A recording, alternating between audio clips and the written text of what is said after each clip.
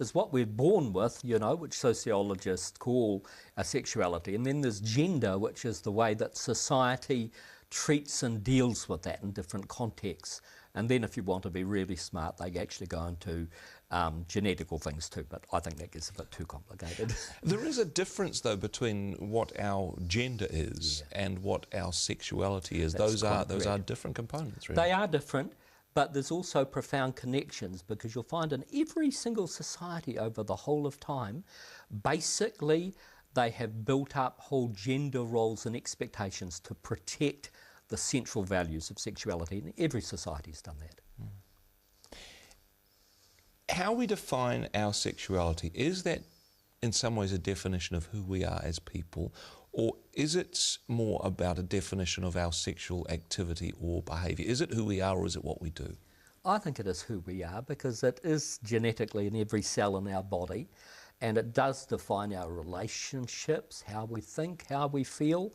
And there's been an awful lot of research showing how even, you know, our whole levels of biology during the month, particularly for women, but also for men, affect us profoundly as human beings.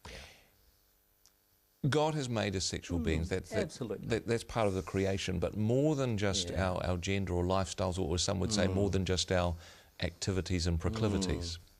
Very much so, and I love it how in the Old Testament, also in the New Testament, Jesus uses that image, you know, of the wedding feast as the way in which we will be defined, you know, and I guess that whole thing about the relationship of covenant, the words, even the Old Testament words, are about berit and husband and wife and giving and accepting, so it's part of our whole faith tradition.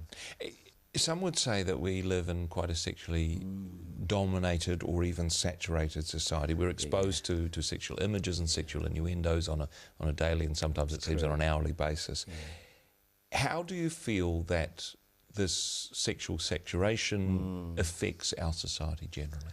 It does profoundly. I think because what it's tended to do is, possibly because of the power of visual imagery, it's actually limited sexuality very much to sexual intimacy.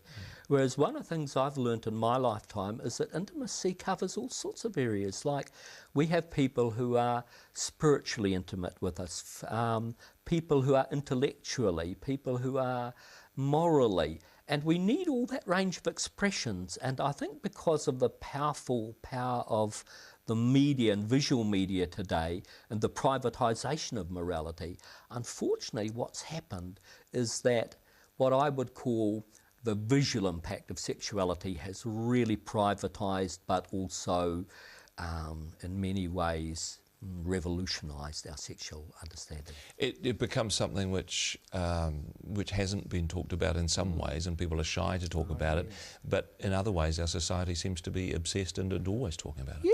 Yeah, I mean, that's the bizarre, that's really the, I think, the paradox of sexuality in our time. It's sort of a snigger and laugh and complicity thing, but it's not faced up into in terms of its profound, deep significance. Like, one of the things that my church says is that why we're so strict about sex is because it's so important, so beautiful and so wonderful.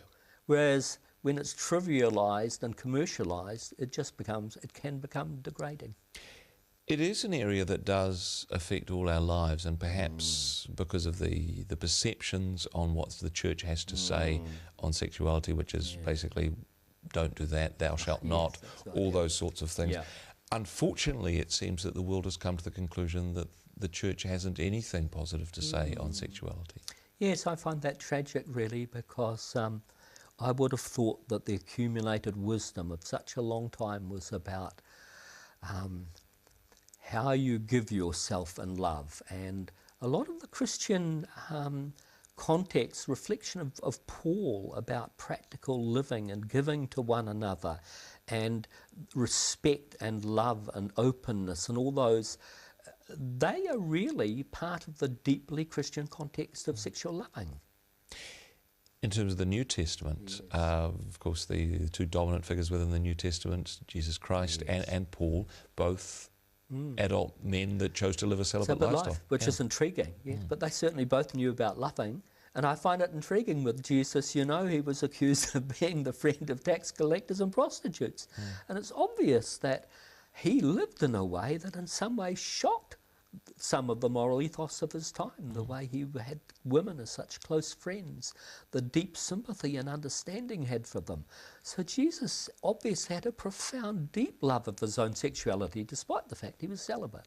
And being intimate within the confines of appropriate behaviour. That's exactly right, yeah. And it's interesting that, in fact, you know, that wasn't any of the accusations, despite the fact he lived in a society that was very strictly patriarchal and had very strong rules about propriety. But those weren't the things that caused him to be persecuted and killed.